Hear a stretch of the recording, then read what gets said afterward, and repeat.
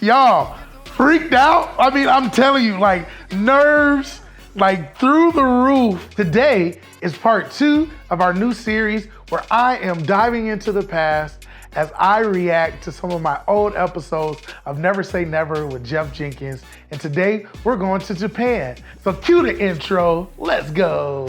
Award-winning travel and food blogger, speaker, and podcast host. Adventurer and Nat Geo star, travel writer, influencer, and content creator. Bro, you have the most amazing job I think I've ever heard of anybody having.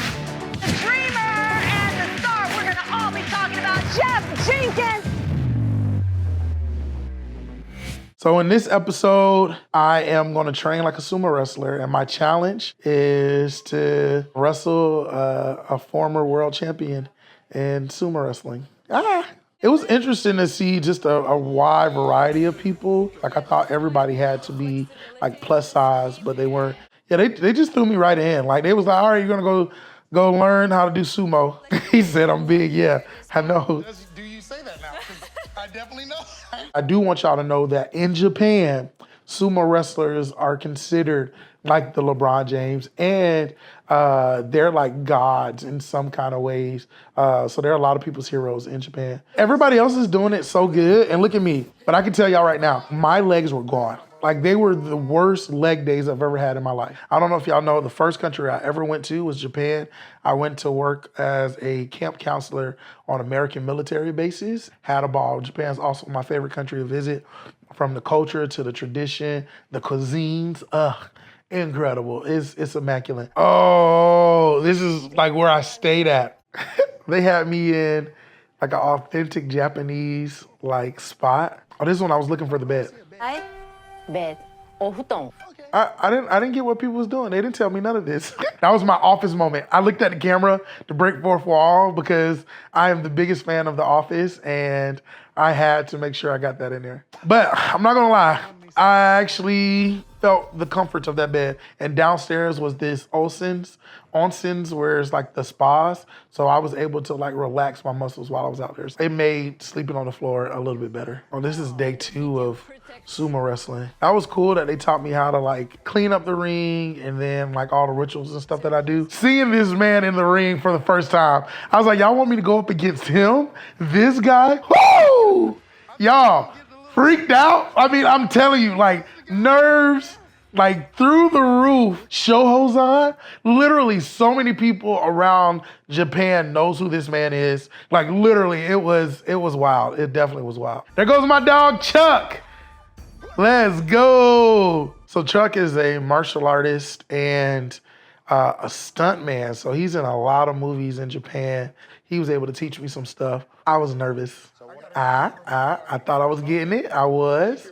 Do y'all see this? But this was my like Karate Kid moment. Let's go. Beautiful. I was shocked how fast I picked it up, but it was one of those things where it's like, you don't think about it, you just do it. I'm not that impressed, but are y'all impressed? I'm joking, I am impressed. I really thought like, wow, I'm shocked that I was able to do something like this, especially just learning. I wanted to be in like karate back in the day when I was a little kid. So much fun. I like that part. One of my favorite scenes in all of the show as well. One of the dopest scenes in there is like going through a bamboo jungle. It felt like we were in like Crouching Tiger, Hidden Dragons. Man, shout outs to all my plus size people out there. Man, I always tell people like, it's all about like Chubby Diets were started not to help promote obesity. That was like not my intention, but it was to help promote people living life now, no matter their size. With these episodes, it's showing that if you make some of these small modifications, it opens up the door for plus size people to be out there and be able to do things like this. And yeah, literally turned around and there she was. Boom. Oh my gosh. You do kendo? She's so cool. Literally one of the coolest people I know. This is when I find out about my suit that I have. Because I didn't think there was going to be a suit size that could fit me. Y'all, the man that made it, fun fact, he cried. Like literally cried when he saw the work that he did. Because he's only made a certain size suit for so long. And so to be able to make this for me, he thought it was a true honor. And for his work to be on TV, he was just very much so like pleased and emotional.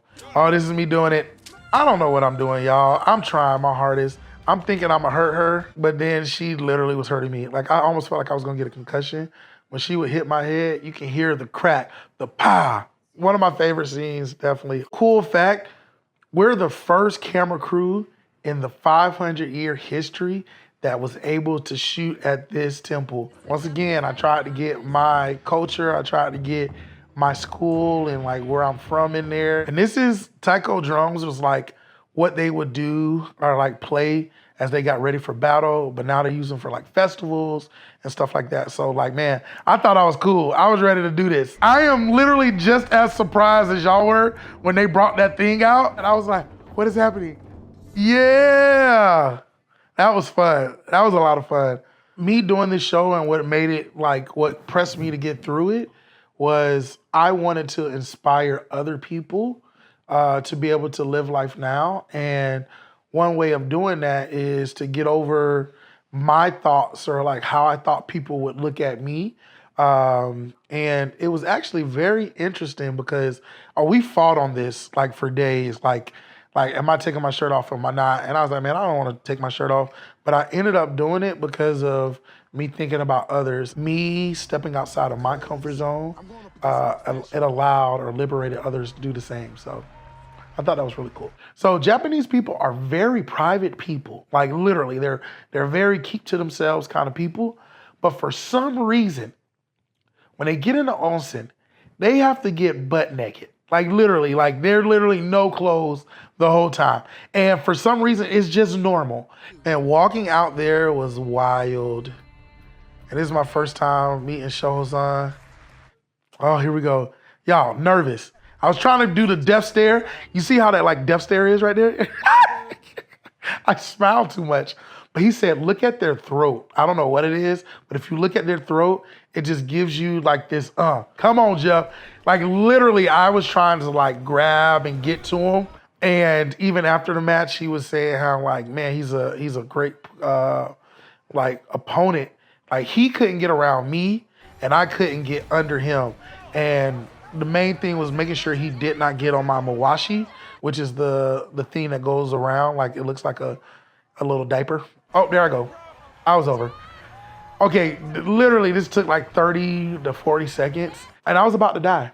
Yeah, like literally. I wasn't gonna die because of him. I was dying because all that strength back to back to back to back was a lot. I'm glad he won anyway because like I wouldn't want to, like Japan or Japanese people are like, it's the culture itself is, they're a very prideful culture in the sense of they take pride in what they do. And I felt like me as an American coming in and trying to win, which I still was trying to do, me beating him, that could have been like something. Also to see plus size men, big men with no shirt on and their butts halfway out is a part of the culture to where how I think other people would have looked at me in America is not the same as in Japan. And so to be able to learn that, I don't know, it was very powerful and it meant a lot. All right, man, that was such a great episode. And we made it to 10,000 subscribers. We're definitely on our way to 250,000 subscribers in 2025. I know that we can get there, so please continue to hit the like, comment, hit the notification button so that you don't miss any of our videos. And yo, this was just part 2, but did y'all see part 1?